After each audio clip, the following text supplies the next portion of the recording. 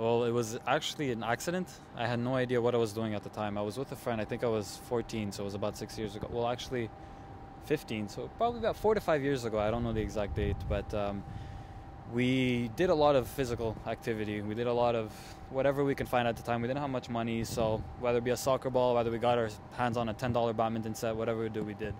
And we were coming actually back on a bus at 1 in the morning. Actually, we left the party. And he asked me, you want to go jogging? Don't ask me why. I guess everything happens for a reason, right? So I said, sure, why the hell not? You know, we had nothing better to do. So we went jogging and we just decided to jump things here and there. I mean, it wasn't your average jog. We decided to jump off little stairs that we saw, you know, off trees, off, you know, infrastructure in the entrance of buildings. And we loved it. So figure the next week we did the same thing. The week after we did the same thing, until I was actually at a point where we were with some more friends. And we were bored again. We were doing it, hanging out after school. And one of them actually told me, you do parkour. I had no idea what she was talking about. I had no idea there was this whole world out there. So sure enough, I didn't make much of it. I said, I don't know what that is. Went home that same day and Googled it, misspelled it like everybody does. P-A-R-K-O-U-R is the way to do it. So after that, I realized that there's absolutely a whole world to this. That it started off with a man named David Bell back in France, sorry. And what he did there was, he started at a young age too with him and his friends, and the whole world opened up from there. It was really an internet sensation that brought me to that portal, to that path, and showed me everything. And since then, it's been hooked. I wasn't able to stop at all. The first time that I did jump after I knew what parkour was. Before, when I was just like explaining to you guys, when I was just doing it, I had no idea what it was, and then I looked it up on the internet and saw the whole world about it. And then I actually went to a jump and I realized, okay, so there's a certain way to land. There's a certain way to do this physically. There's a certain way to perceive your environment. And just to quote Ryan Dole, somebody who inspired me, he said, I use my mind to my full potential, I use my body to my full potential, and I use my environment to my full potential. So at that point, you use life to your full potential. So after I understood that, one of the jumps where I understood that concept, it was about, it wasn't anything too big, but I went on top of a roof that was about, I guess, my height and a bit more, and I did a backflip off of it. And that really made me think, like, wow, what an amazing feeling. And that's it, I got hooked. And since then, I can do that with my hands tied, you know what I mean? Because I've trained so hard. And that jump really clicked it. That moment really clicked it, but it's like a habit as well. Habits creep up on you. It's not something that just happens. You know, it's little bits here and there that really make it happen. So I wouldn't be able to tell you when it completely clicked that this is going to be something of my life and a lifestyle, but that jump specifically opened a huge door to what this could really be. Just for safety reasons, they're going to tell you to stop. They're going to tell you to be safe about it. I had other people tell me you're absolutely insane. I had other people think I was trying to suicide at the top of a building, jumping forth. And other people show amazing amount of support and respect. And people are baffled. Random people on the street who stop me to ask me, what's this about? What are you doing and everything? And it's spread out in a good sense. You do get that negative feedback, but the more you present your intention to a person, and they'll see what the action is really about. They won't just stick to what they're seeing superficially in front of you. If you explain what you're doing, you know, you're open, you're honest, and your intention is clear, then that's it. At the end of the day, you only get support about this. So when I did meet him, he ended up wanting to meet at this industrial park, and I just took his word for it. I figured he took a place that he knew where to do his stuff best.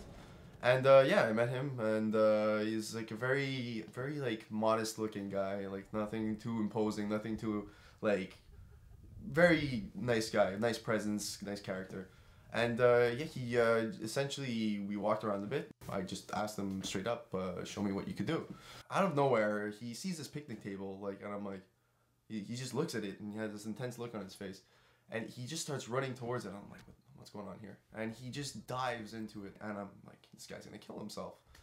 He holds onto the other end of the table and just catapults himself, and then lands on the floor, no problem. And from that moment, I knew I was dealing with something special, and that I had a lot more freedom what we were able to do in the film.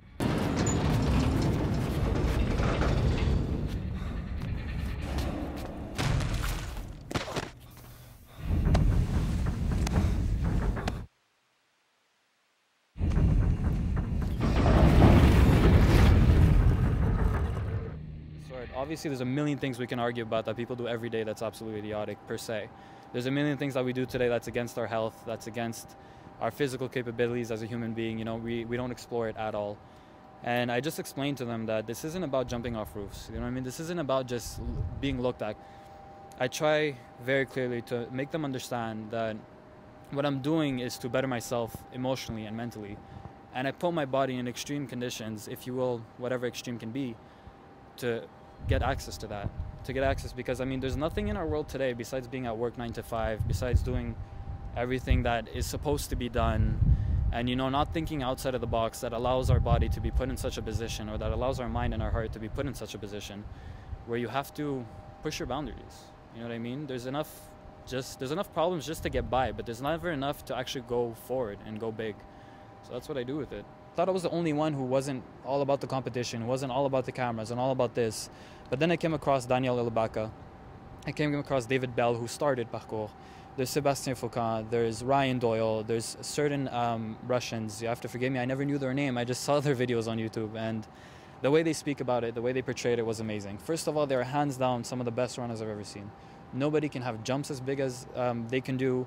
Nobody can have skilled movements as they can do, and yet they're so sincere about it. They're so sincere. I know personally that they've turned down certain work because it portrayed parkour in a bad way.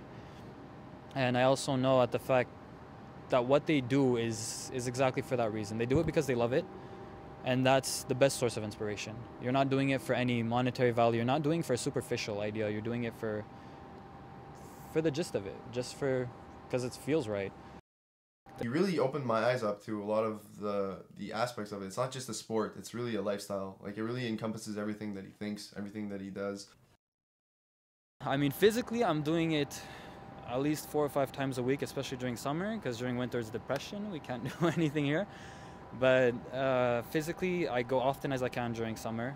But mentally and emotionally, it's 24/7. I mean, it is a lifestyle. You don't stop practicing. You do it often enough during the week, but you never stop practicing. There was an amazing tasseur called Ryan Doyle, and he did say that, I can do parkour without using my body, just efficient thinking. And that is the sense that my goal is to never give up on myself, because there's times where you hit a rough patch. There's times where you get lazy, you don't want to train. There's times where you didn't even think about it for some time, but those are rare. But I just don't want to give up. If I make money, if I make a scene, if I get a message across, because I want to make this about what it is, not about some money, not about some, the show, the competition, then that's my underlying goal, besides never quitting. But besides that, that's it. Just keep it a part of my life as much as I can.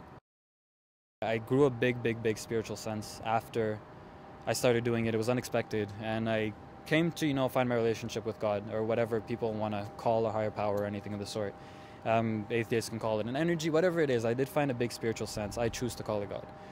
But I think, that being said, it's not necessarily an accomplishment. I think that it was given to me, and I was very lucky. One of my biggest accomplishments, besides all the emotional well-being, all the physical well-being, all the aspirations that it's giving me, one of my biggest, how would I say it, memory moments is every jump that I choose to jump for. Not necessarily that I land, but I choose to go for it. I can't forget one. I can't forget one, no matter how many times I've done it. It always sticks. It really is a tattoo on you. When you're put in a position where your whole body's fighting against you, when you're on the edge of a roof and this could potentially be life or death, or potentially be very painful if it goes wrong. It hurts much more with a broken heart to walk away from a jump than when you're ready, you've done this before, it's a distance you can handle, and you didn't do it because of fear. I'd rather risk breaking my legs than my heart.